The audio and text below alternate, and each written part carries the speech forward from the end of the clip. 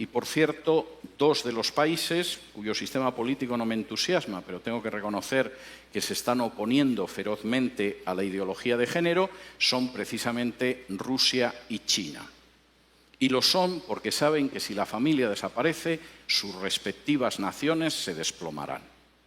En una entrevista que pueden ustedes encontrar en YouTube, en la que el director de cine norteamericano Oliver Stone entrevista a Vladimir Putin, en uno de los fragmentos de una entrevista de 4 horas editada, le pregunta por la homosexualidad y le pregunta por cómo es posible que en Rusia no se pueda difundir la ideología de género en las escuelas y no se pueda hacer proselitismo homosexual.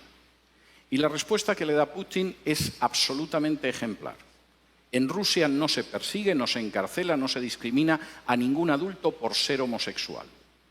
Hay actores, hay artistas, hay deportistas que son homosexuales y nadie los persigue ni los discrimina.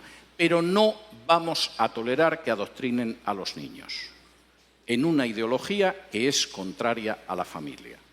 Porque la base de esta nación es la familia. Si el niño se convierte en adulto al llegar a los 18 años y decide ser homosexual, es una decisión suya. Pero no vamos a tolerar que la familia la destruyan desde abajo, haciendo proselitismos con niños que no tienen el criterio suficiente para decidir en un sentido o en otro. Yo puedo estar muy poco de acuerdo en muchas cosas con Putin, pero ahí le doy toda la razón. En el caso de China, todavía son más estrictos. Y he tenido ocasión de hablar con chinos acerca de esto. Los chinos siguen arrastrando la herida de lo que ellos llaman el siglo de humillaciones. Hace ahora poco menos de un siglo, los británicos, que ambicionaban apoderarse de la porcelana, del té, de la seda china, quisieron hacerse con ella, pero los chinos no veían que los ingleses tuvieran nada con lo que pudieran intercambiar la seda, el té o tantas cosas valiosas. De modo que los ingleses, puesto que nada de lo que ellos vendían les interesaban a los chinos, decidieron venderles drogas y les obligaron a abrir puertos por los que introducían el opio para consumo de los chinos. Los chinos se opusieron, la Marina británica era más poderosa, y después de perder 2 guerras no tuvieron más remedio que aceptar puertos extranjeros que introducían el veneno de la droga en China y que sumieron durante prácticamente un siglo a China en el mayor sometimiento y la mayor explotación a potencias extranjeras que había vivido en una historia milenaria. La visión de los chinos sobre la ideología de género es la misma. Esto es peor que el opio que trajeron los ingleses. Y si dejamos que entre en nuestra sociedad y que destruya la familia, el efecto va a ser peor que el opio británico. No lo vamos a tolerar. No porque seamos cristianos, el régimen es un régimen ateo, sino porque creemos en la familia y sabemos que la nación se basa sobre la familia.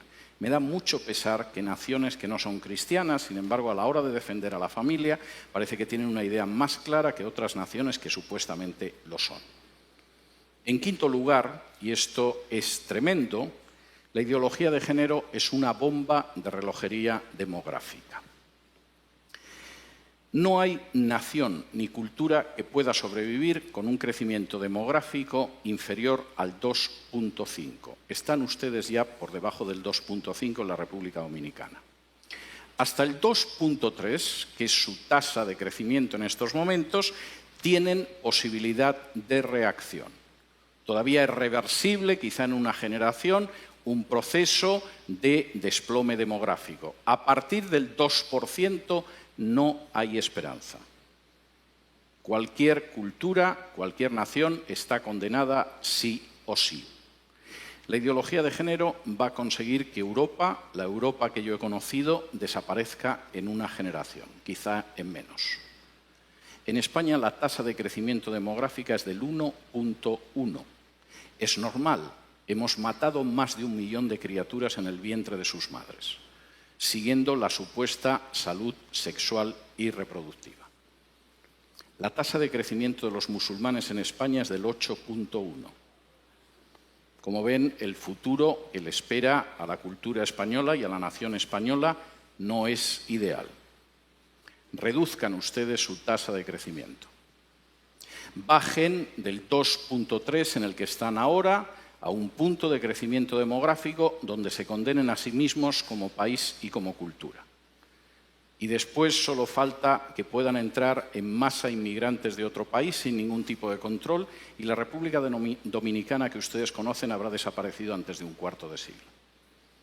Denle las gracias a la ideología de género en ese sentido. Finalmente, y esto me parece muy importante, la ideología de género es un ataque directo contra la soberanía nacional. Finalmente, no es algo que deciden los políticos de este país. Los políticos de este país, en muchos casos, ignoran qué es la ideología de género, como los políticos de otro país. En otras ocasiones solo piensan en su propia promoción personal. Un político sin apenas importancia puede acabar siendo ministra de la Mujer o ministro o secretario general de políticas de igualdad o cosas de este tipo. Les han asegurado la vida para los próximos 30 o 40 años engañando a la población. El problema es que eso significa el final de su soberanía y de su independencia nacional. La ideología de género se está imponiendo en países donde para poder recibir ayuda de instituciones internacionales, préstamos, renovación de créditos, se exige y se presiona a esos países para que admitan en su derecho interno la ideología de género. Y he tenido la posibilidad de hablar con dirigentes de países de Hispanoamérica y no de Hispanoamérica que tenían que confesar las angustiosas presiones que habían recibido de organizaciones ligadas a Naciones Unidas o al Departamento de Estado de Estados Unidos para admitir la ideología de género en su seno o enfrentarse con una situación difícil desde una perspectiva económica. No existe ningún derecho que permita, legitime o tolere que una instancia exterior del tipo que sea imponga a una nación la ideología que tiene que tener. Por muy pequeña que pueda ser esa nación, por muy reducido que sea su peso en el concierto internacional, por muy joven incluso que pueda ser en términos históricos, no existe organización internacional, fundación privada o país extranjero que tenga derecho a imponerle la ideología de género. Y eso es algo que ustedes tienen que tener claro.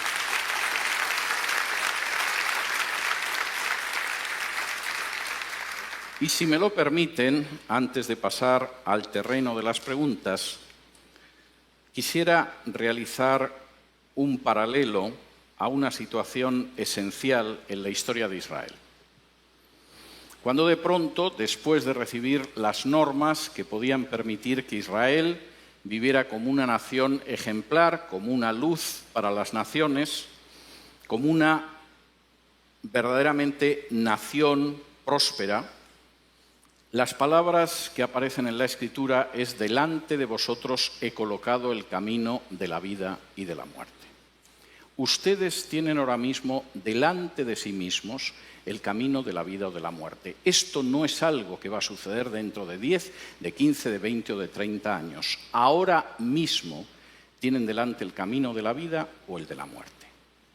Tienen delante un camino de vida en el cual puedan construir esta nación sobre la base de familias equilibradas, armoniosas y fuertes, donde puedan educar a sus hijos en la verdad y en el temor de Dios, donde puedan hacer que salgan buenos ciudadanos de sus familias, donde puedan conservar la independencia y la soberanía nacional y donde conserven la libertad y el derecho a decidir la educación.